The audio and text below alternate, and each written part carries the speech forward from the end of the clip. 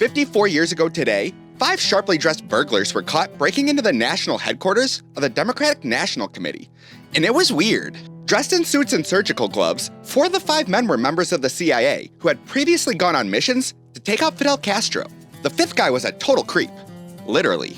Their trial began several weeks before the inauguration of Nixon's second term, which brings us to our main question. Why were these men breaking into the DNC headquarters? Because they were trying to help Nixon win his re-election campaign. And he did. In fact, it was one of the largest presidential victories in US history. Despite this breaking scandal, polling showed that most Americans trusted Nixon significantly more than his opponent, McGovern. Even Nixon's own internal polling showed that only about 5% of Americans viewed the Watergate scandal as a top issue for the country. This is most likely due to the fact that the Watergate scandal really wasn't brought up during the campaign. Additionally, this teensy little band from Florida, known as Leonard Skinner, made a song that you may be familiar with, Sweet Home Alabama. With the Confederate flag waving behind them, the band sang that the Watergate scandal did not bother them at all. Not only does this speak to how many Americans felt about the scandal at the time, but points to the growing racial divide that was splitting the country.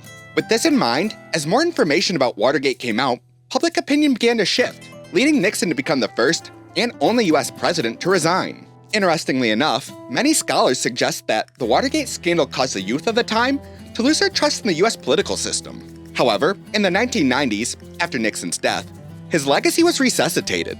One of the stories making its rounds at the time actually suggested that it was Nixon's resignation which fueled young people's belief in the system.